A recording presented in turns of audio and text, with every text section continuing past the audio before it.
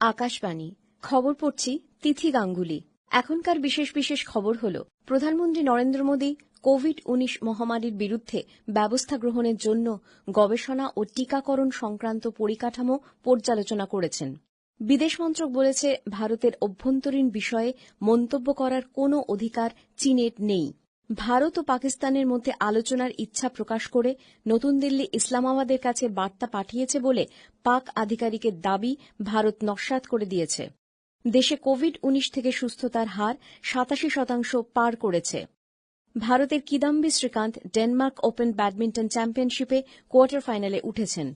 আসছি বিস্তারিত খবরে। প্রধানমন্ত্রী নরেন্দ্র মোদী কোভিড-19 মহামারীর বিরুদ্ধে ব্যবস্থা গ্রহণের জন্য গবেষণা ও টিকাকরণ সংক্রান্ত পরিকাঠামোর বিষয়ে গতকাল একটি পর্যালোচনা বৈঠকে পৌরোহিত্য করেন। বৈঠকে নমুনা পরীক্ষার প্রযুক্তি, সংক্রমিতদের শনাক্তকরণ, ওষুধ, চিকিৎসা ব্যবস্থা ইত্যাদি বিষয় নিয়ে আলোচনা হয়।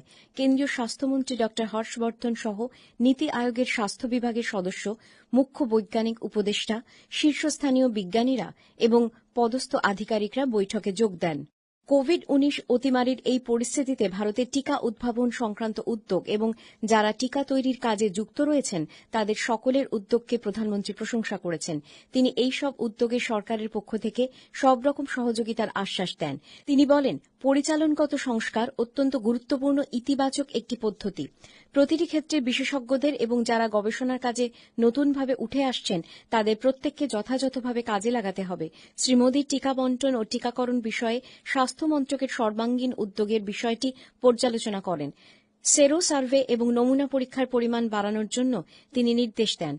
প্রধানমন্ত্রী প্রচলিত ওষুধের মাধ্যমে চিকিৎসার প্রয়োজনীয়তার ওপর জোর দেন। এক্ষেত্রে বিজ্ঞানসম্মত পরীক্ষা নিরীক্ষা বজায় রাখতে হবে বলে তিনি উল্লেখ করেন। সংকটের এই সময় প্রমাণভিত্তিক গবেষণা ও বিশ্বাসযোগ্য সমাধানের যে উদ্যোগ আয়ুষ মন্ত্রক নিয়েছে, প্রধানমন্ত্রী তার প্রশংসা করেন।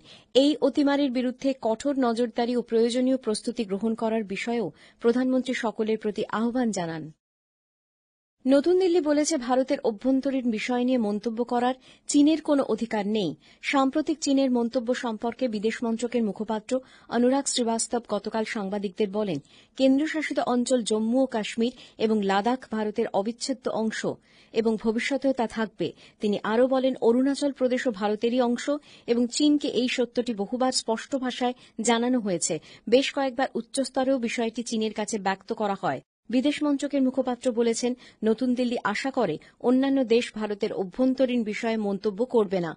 সীমান্ত অঞ্চলের পরিকাঠামো নিয়ে চীনের মন্তব্য সম্পর্কে শ্রী শ্রীবাস্তব বলেন, ভারত সরকার দেশের মানুষের জীবনযাত্রার মানোন্নয়ন এবং অর্থনৈতিক কল্যাণের জন্য পরিকাঠামো তৈরির দিকে নজর দিয়েছে। তিনি আরও বলেছেন, অর্থনৈতিক উন্নয়ন এবং ভারতের নিরাপত্তা ও কৌশলগত প্রয়োজনীয়তা পূরণের জন্য সরকার সীমান্ত অঞ্চলের উন্নয়নে সুনির্দিষ্ট দৃষ্টি প্রদান করেছে। ভারত ও পাকিস্তানের মধ্যে আলোচনার ইচ্ছা প্রকাশ করে নতুন দিল্লি ইসলামাবাদের কাছে বার্তা পাঠিয়েছে বলে পাকিস্তানের প্রধানমন্ত্রীর জাতীয় নিরাপত্তা সংক্রান্ত সহায়কের দাবি ভারত নস্যাৎ করে দিয়েছে। নতুন দিল্লিতে গতকাল বিদেশ মন্ত্রকের মুখপাত্র অনুরাগ শ্রীবাস্তব সাংবাদিকদের বলেন, ভারতীয় সংবাদ মাধ্যমের এক প্রতিনিধিকে একজন শীর্ষস্থানীয় পাকিস্তানি আধিকারিকের সাক্ষাৎকারের বিষয়টি খতিয়ে দেখা হয়েছে এবং ওই আধিকারিক ভারতের অভ্যন্তরীণ বিষয়ে মন্তব্য করেছেন বলে লক্ষ্য করা গেছে। শ্রী শ্রীবাস্তব বলেছেন, বরাবরের মতোই এটি পাকিস্তান সরকারের অভ্যন্তরীণ ব্যর্থতা থেকে দৃষ্টি ঘোরাতে এবং প্রতিদিনের ভিত্তিতে ভারতকে শিরোনামে রেখে অভ্যন্তরীণ বিষয়গুলি থেকে বিভ্রান্ত করার এটি প্রয়াস। বিদেশ মন্ত্রকের মুখপাত্র আরও বলেছেন, ওই আধিকারিককে তার প্রতিষ্ঠানের প্রতি তার পরামর্শ সীমাবদ্ধ রাখার এবং ভারতের ঘরোয়া নীতি সম্পর্কে কোনো মন্তব্য না করার পরামর্শ দেওয়া হয়েছে। পাকিস্তানি ওই আধিকারিক যে বক্তব্য রেখেছেন তা অসত্য, বিভ্রান্তিকর এবং কল্পিত বলে উল্লেখ করেছেন শ্রী শ্রীবাস্তব। তিনি এ প্রসঙ্গে জানিয়েছেন, পাকিস্তান অনবরত সীমান্ত সন্ত্রাস চালিয়ে যাচ্ছে এবং সন্ত্রাসবাদীদের সাহায্য করতে সংঘর্ষ বিরতি লঙ্ঘন করে বিনা প্ররোচনায় নিয়ন্ত্রণ রেখা বরাবর প্রতিনিয়ত গোলাগুলি চালাচ্ছে এবং ভারত বিরোধী বার্তা প্রচার করে চলেছে। ভারতের বিরুদ্ধে সন্ত্রাসবাদের এ ধরনের সমর্থন এবং অবমাননাকর ও আপত্তিজনক ভাষার ব্যবহার স্বাভাবিক প্রতিবেশী সম্পর্কের পক্ষে উপযুক্ত নয় বলে তিনি মত ব্যক্ত করেছেন। কেন্দ্রীয় সড়ক পরিবহন ও মহাসড়ক মন্ত্রী নীতিন গডকরি গতকাল ভিডিও কনফারেন্সের মাধ্যমে জম্মু ও কাশ্মীরে জজিলা সুড়ঙ্গ নির্মাণের জন্য বিস্ফোরণের মাধ্যমে পাহাড় খনন প্রক্রিয়ার সূচনা করেছেন। এই প্রসঙ্গে শ্রী গডকরি বলেছেন, জজিলা সুড়ঙ্গ পথটির মাধ্যমে ১ নম্বর জাতীয় মহাসড়কের সঙ্গে শ্রীনগর উপত্যকা ও লাদাখের মধ্যে সব মরশুমের উপযোগী যোগাযোগ ব্যবস্থা গড়ে উঠবে। এই সুড়ঙ্গ নির্মাণের কাজ সম্পূর্ণ হলে জম্মু ও কাশ্মীরের সামগ্রিক অর্থনৈতিক তথা সামাজিক ও সাংস্কৃতিক মেলবন্ধন সুদৃঢ় হবে বলেও তিনি মন্তব্য করেছেন। উল্লেখ্য, সমুদ্রপৃষ্ঠ থেকে প্রায় ৩,০০০ মিটার উঁচুতে ১৪ কিলোমিটারের বেশি দীর্ঘ এই সুড়ঙ্গটি নির্মাণ করা হচ্ছে। বর্তমানে এখানে যে গিরিপথটি রয়েছে তা বিশ্বের অন্যতম বিপজ্জনক পথ। শ্রী গডকরি বলেছেন, এই সুড়ঙ্গ নির্মিত হলে ভূকৌশলগত দিক থেকেও তা তাৎপর্যপূর্ণ হয়ে উঠবে। এ প্রসঙ্গে শ্রী গডকরি আরও জানিয়েছেন, জম্মু ও কাশ্মীর অঞ্চলে ৭টি সুড়ঙ্গ পথ নির্মাণের কাজ চলছে। দিল্লি সহ জাতীয় রাজধানী অঞ্চলে গ্রেডেড রেসপন্স অ্যাকশন প্ল্যান গ্র্যাপের আওতায় দূষণ প্রতিরোধ প্রক্রিয়ার কাজ গতকাল থেকে শুরু হয়েছে। জাতীয় রাজধানী অঞ্চলে দিল্লি সরকার আপৎকালীন পরিষেবা ছাড়া জেনারেটরের ব্যবহার নিষিদ্ধ করে দিয়েছে। দিল্লি দূষণ নিয়ন্ত্রণ সংস্থা ডিপিসিসির পক্ষ থেকে জানানো হয়েছে, ডিজেল, পেট্রোল, কেরোসিনে চলা যে কোনো রকমের জেনারেটরের ব্যবহার বন্ধ করে দেওয়া হয়েছে। তবে স্বাস্থ্য পরিষেবা, যোগাযোগ ব্যবস্থার মতো আপৎকালীন ক্ষেত্রে শুধুমাত্র জেনারেটরের ব্যবহার চলবে। এদিকে বাতাসের গুণগত মান সুনিশ্চিত করার জন্য কেন্দ্রীয় দূষণ নিয়ন্ত্রণ পর্ষদের ৫০টি দল গতকাল থেকে দিল্লি সহ জাতীয় রাজধানী অঞ্চলের বিভিন্ন শহরে পরিদর্শনের কাজ শুরু করেছে। নতুন দিল্লিতে গতকাল এই দলের নোডাল আধিকারিকদের উদ্দেশ্যে কেন্দ্রীয় পরিবেশ মন্ত্রী প্রকাশ জাভড়েকর বলেন, বর্তমান কোভিড পরিস্থিতিতে এই দলের সদস্যরা করোনা যোদ্ধাদের চেয়ে কোনো অংশে কম কাজ করছেন না। উল্লেখ্য, কেন্দ্রীয় দূষণ নিয়ন্ত্রণ পর্ষদের প্রধান কার্যালয়ে একটি কন্ট্রোল রুম খোলার ব্যবস্থা করা হয়েছে, যেখানে প্রতি ঘণ্টায় বাতাসের ধূলিকণার মাত্রা লক্ষ্য রাখা হবে। এ খবর শুনছেন আকাশবাণী থেকে। দেশে কোভিড-১৯ থেকে সুস্থতার হার পৌঁছেছে ৮৭.৩৬%।